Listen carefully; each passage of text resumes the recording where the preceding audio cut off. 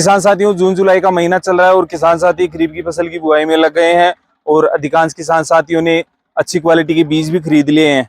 परंतु बहुत से किसान साथियों की समस्या रहती है कि हमने बाजरा है, गंवार है, जवार है या मक्का है का बीज खेत में डाला और उसका कंपनी ने जो जर्मिनेशन बताया उतना जर्मिनेशन नहीं आया। वास्तव में क्या कंपनी के द्वारा पैक किए गए बीज में कमी है या किसान के द्वारा जो बीज खेत में बोना है उस तरीके में कमी है? नमस्कार, मैं आपका किसान साथी मदन शर्मा और आप देख रहे हैं आपका अपना यूट्यूब चैनल खेती तकनीक। और आज हम चर्चा करेंगे कि किसान साथी अपने खेत में बीजों को बोने से पहले कौन सी ऐसी प्रक्रिया अपनाए, कौन से ऐसे तरीके अपनाए जिससे कि अच्छी क्वालिटी का बीज खरीदने पर उनको अच्छे से अच्छा जर्मिनेशन, 100% जर्मिनेशन मिले। किसान साथियों, अक्सर किसान साथियों को देखा है कि किसान साथी मार्केट से अच्छी क्वालिटी का बीज लेते हैं और बीज की पैकिंग को खोलते हैं और खोल के सीधे सीडल में डाल के उसको खेत में बिजाई कर देते हैं और फिर समस्या आती है उनके पास जर्मिनेशन की। तो मैं आपको आज ऐसा तरीका बताऊंगा, कुछ सावधानियां बताऊंगा जिनको अपनाकर आप अपने खेत में डाले गए बीज से अच्छा जर्मिनेशन ले सकते हैं।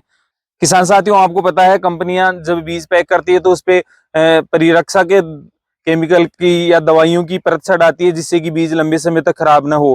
काफी दिनों तक पड़े रहने के कारण जो केमिकल चढ़ाया जाता है उसकी एक हार्ड परत बीज के ऊपर चढ़ जाती है और जब किसान साथी सीधे ही बीज को लाकर खेत में बिजाई कर देते हैं तो वो हार्ड परत के कारण काफी बार बीज में जर्मिनेशन की दिक्कत आ जाती है। तो किसान साथियों को मैं रिकमेंड करूंगा कि आप जब कभी भी बाजार से बीज खरीद के लाएं, बीज को सबसे पहले साफ पानी में भिगोए।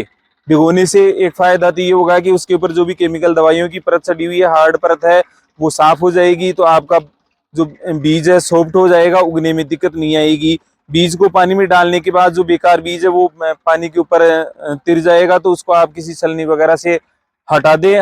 हटाने के बाद आप जो आपका बीज बचा हुआ है पानी के अंदर उसको 8 से 10 मिनट तक भीगने दे। भीगने के बाद उसको छलनी से छान ले, पानी को अलग कर दे और उसको फिर किसी भी कपड़े पर धूप में सुखा दे। जब तक कि उसमें भारी नमी है उसको धूप में सुखा ले। सुखाने के बाद ही अपने को सीड ट्रीटमेंट करना है। जब आपका बीज अच्छे से सूख जाए उसके बाद आप अच्छी क्वालिटी की दवाई लेके उसका बीज का सीड ट्रीटमेंट करें। मैं काफी दिनों से काम में भी ले रहा हूं और काफी किसान साथियों ने मुझे बताया भी है कि हम अक्सर डेंटोस नाम की जो आपकी बीज उच्चारित करने की दवाई आ रही है बहुत ही अच्छी है। इसको लगाने के बाद जहां तक है 99% किसान साथियों का कहना है कि हमारी फसल में दीमक है या व्हाइट ग्रब है या और अन्य इंसेक्ट्स की कोई समस्या नहीं रहती और फसल अच्छे से होती है। तो जब आपका बीज सूख जाए तो उसके बाद आपका जो मुख्य काम है वो है बीज को उच्चारित करना। किसान साथी बीज को उच्चारित करने के लिए हमेशा ध्यान रखे जिस प्रकार से जिस मात्रा में आप बीज ले रहे हैं उसी मात्रा में आप दवाई ले, न उसको अपने को मात्रा को कम रखना है और नहीं किसान साथी अपना खुद का प्रयोग काम में ले कि बीज में ज्यादा दवाई डालने से वो ज्यादा लंबे समय तक फसल को सुरक्षित रहेगी। क्योंकि अगर आप उसको उच्चारित करने में ओवरडोज डाल देंगे तो हो सकता है आपके बीज के जर्मिनेशन में दिक्कत आ जाए। इसलिए बीज की मात्रा के अनुसार आप जो आपने डेंटोस ली है उसको पानी में डाले। डालने के बाद उसको 5-7 मिनट तक भीगने दे। भीगने के बाद उसको अच्छे से हिलाए और जैसा कि किसान साथी बाजरे के बीज को उच्चारित कर रहा है उस तरीके से आप बीज को उच्चारित करें, अच्छे से उसको मिक्स कर ले ताकि आपने जितना भी सीड डाला है उस वह अच्छे से तरीके से उच्चारित हो जाए। उच्चारित होने के बाद लास्ट आपका काम है उसको पुनः आप धूप में या छाया में घंटे 2 घंटे तक सूखने दे ताकि बीज को उच्चारित करने के दौरान आपने जो पानी वगैरह डाला है वो अच्छे से सूख जाए और जो दवाई है आपकी बीज के ऊपर लेपित हो जाए। इसके बाद आप इसको डीएपी के साथ में या और कोई भी अन्य खाद डाल रहे हैं उसके साथ में बीज दे। किसान साथी ध्यान रखिए जब भी आप किसी भी प्रकार के सीड को अगर सोइंग कर रहे हैं खेत में तो आप डीएपी है या अन्य खाद डाल सकते हैं। यूरिया डालने से बचे क्योंकि यूरिया किसी अन्य खाद के संपर्क में या बीजों के संपर्क में आने से नमी देता है और उसमें आपकी जो बिजाई का सिस्टम है वो डिस्टर्ब हो सकता है, आपका बीज कम ज्यादा पड़ सकता है।